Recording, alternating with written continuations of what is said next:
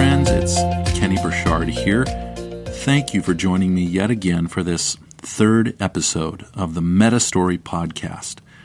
This is the podcast that's all about shaping a Christian worldview from the perspective of the big story, the meta-story of the Bible. In this episode, we're actually going to round out our introductory series, which really sets the stage for the whole concept behind the MetaStory podcast, in which we've been looking at a cluster of three foundational questions. In the first episode, we talked about what is a worldview. And then last time we looked at the question, what is Christianity? Well, today we're going to tackle the third question, as much as we can in a short podcast, and ask, what is the Bible?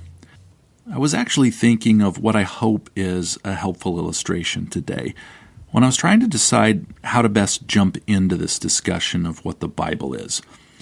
And I thought of how we might answer the what is question with just about anything in the world. For instance, I thought of what is a peanut butter cookie? And honestly, there are really a lot of different ways that you could tackle the answer to that question. And depending on your answer, you might lead a person to interact with a peanut butter cookie in ways that really don't fit what it is or why it's created. For instance, just imagine that you're sitting on a train, and next to you, a person opens a small tin of what looks like cookies in it. And he says, "Would you like one?" And you respond, "Oh, what is it?" And then the person says rather dryly, "Well, these are a combination of wheat flour, niacin, reduced iron, thiamine mononitrate, riboflavin, vitamin B2, folic acid, sugar, peanut butter, high fructose corn syrup, salt leavening, cornstarch, soy lecithin, and artificial flavor. Each weighs 14 grams and has 65 calories and 3 grams of fat." What you just received was a technically correct answer to the question, what is that? But that kind of answer makes it kind of hard to get you excited about peanut butter cookies. And I think sometimes that's what we do when we come at the question, what's the Bible? We give answers like, well, we give the ingredients. The Bible is a collection of 66 books. It was written by about 40 authors in 3 different languages on 3 different continents over approximately 1,600 years.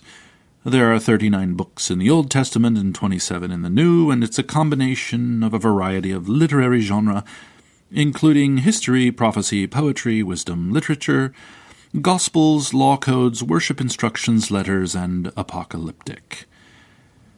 Now, the ingredients of a cookie are important because they are the reason it tastes like a cookie, just like the ingredients of the Bible are important. But we might be making a mistake if we talk about the Bible primarily in terms of its technical ingredients. Now, let me come at the illustration from another angle for just a second more. On one hand, we might focus on what something is by giving a technical answer that includes all of the ingredients.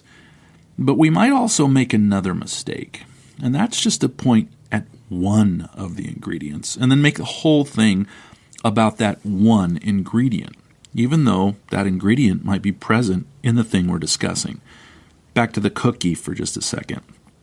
We wouldn't say of a whole peanut butter cookie, it's peanut butter, or it's sugar, or it's flour, even if it contains those things. And in the same way, we have to be careful to remember the difference between what the Bible is and what the Bible contains, so that we don't get stuck on one ingredient and then miss the whole meal as it's all put together and served to us.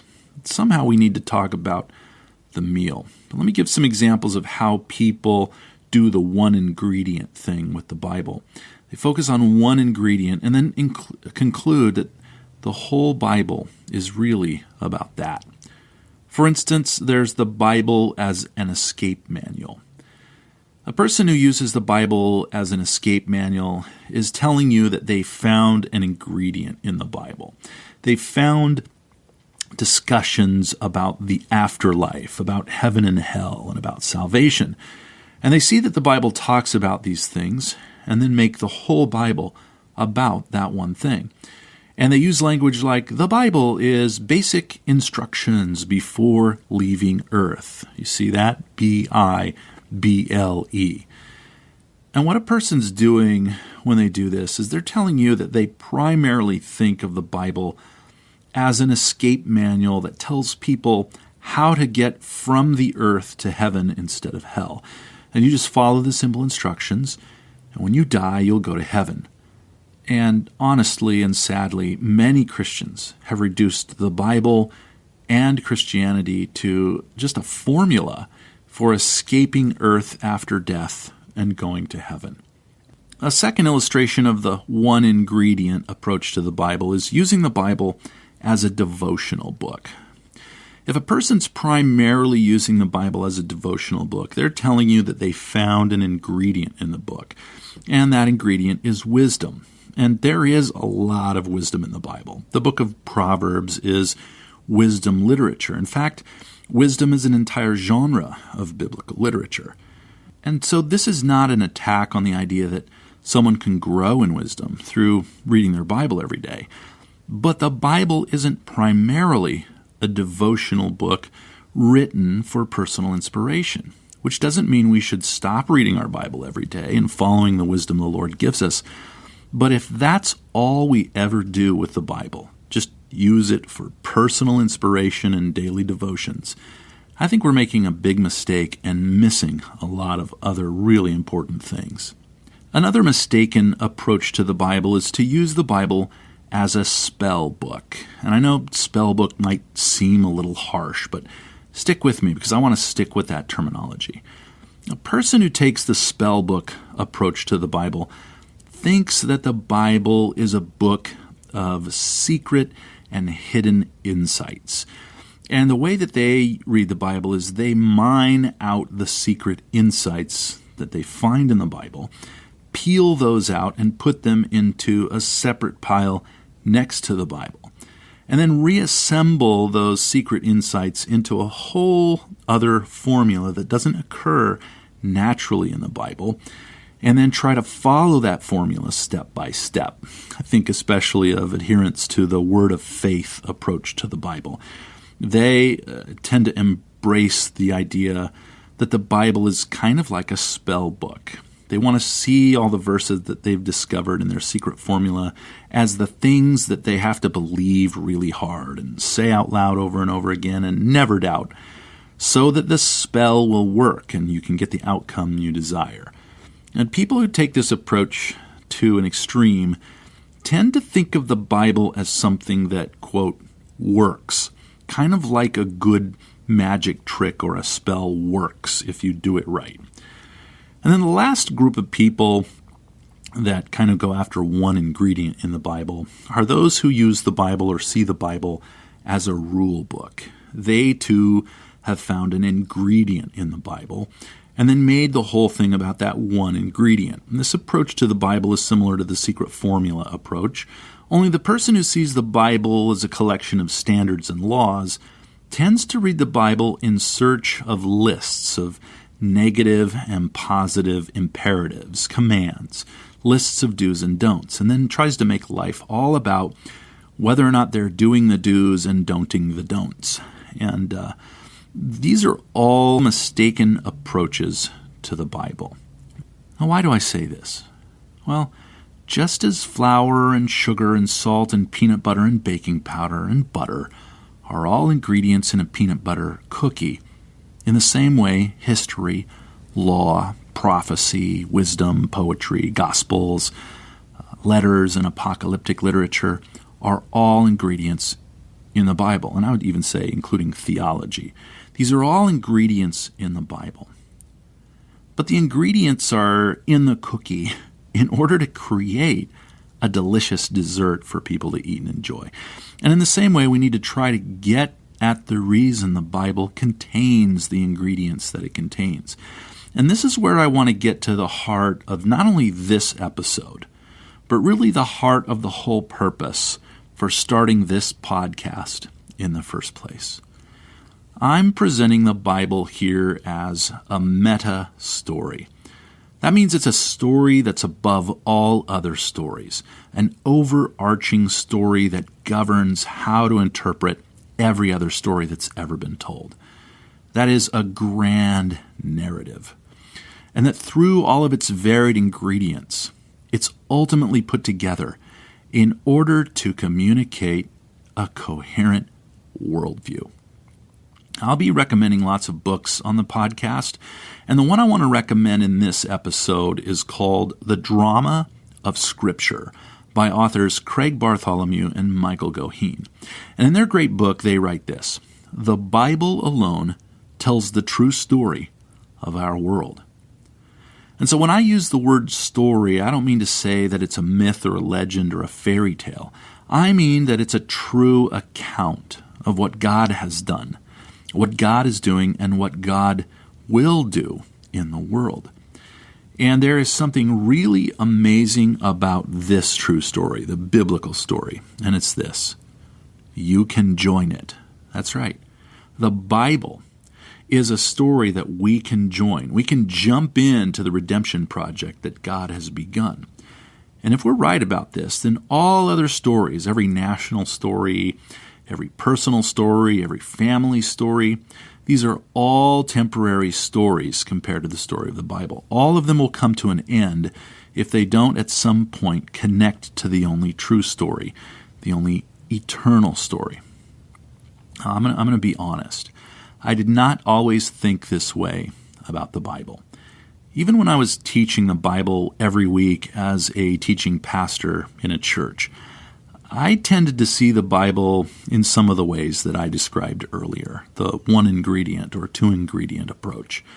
More than anything, I think for me, I tended to see the Bible as a kind of salvation and theology book. I saw it primarily as a book about how to go to heaven and what to believe while you're waiting to go there. And if I could go back in time and talk to my younger self, I'd probably say something like, "Kenny, you have a very caricatured and insufficient view of the Bible. You need to change the way you understand the Bible." And by God's grace, thankfully, I began changing the way I understood the Bible. And I'll tell you, once I began seeing the Bible as a grand meta-narrative, as a covering and overarching story, a story that we get to join, I began reading the Bible very differently. Let me explain this by ending with what I believe are the four key pieces in the biblical story. And if you've been with us since the first episode, the lights are about to start getting brighter right here. The biblical story has at least four big pieces in it. And the first piece in the biblical story is the creation piece. And in the creation part of the story, the Bible unveils the answers to questions like, why is there a world to live in the first place? And why are there people here? And what's the purpose of our lives? And the second piece of the biblical story is the fall. And in the fall part of the story, the Bible reveals the answers to questions like, what's wrong with the world and why? What happened? Why are things now the way they are? And the third piece of the biblical story is the restoration piece. And in this part of the story, which is really the longest part of the story, we get to see how God, step by step, person by person, day by day, year by year, works in history and has been working with people in order to restore the world and repair it and bring it ultimately back to what it was always intended to be. And that really connects to the fourth and final piece of the biblical story, and that's the consummation, the crescendo, which is where we get to see a glimpse of the future. It's the part of the story where we get to peer ahead and see what God has in store for us once everything is put right again. Now, does all of that sound familiar? Well, it should if you've been paying attention since the beginning, because what I'm really saying here in this third episode is that the Bible, more than any of its particular ingredients, is really best seen as a dramatic narrative that uses all of these ingredients in order to present us with a coherent view of all reality. That's right, a worldview. The Bible is where we go to sort out a Christian worldview. It's where we get the answers to those big questions we've been talking about that are part of every worldview. And so to put this entire first 3-part series together in one package, I'm proposing that a worldview is a comprehensive view of all reality, and that every person is living out their view of reality. That is, we're living according to the way we view the world as it really is. And secondly, I'm proposing that Christianity is itself a comprehensive worldview. It provides answers to all of the questions posed in discussions about worldviews.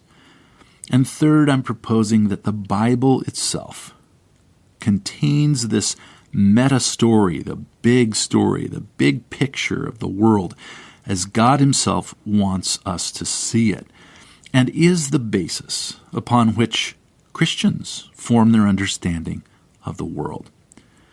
Well, that is where I need to stop today.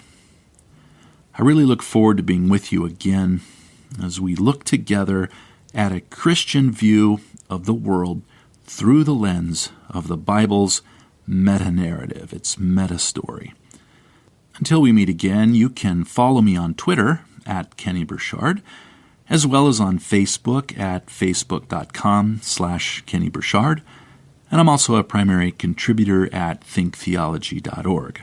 Of course, you can also get more content on the web at metastory.org. I truly thank you again for listening today, and I really look forward to being with you again soon. Until then, God bless you.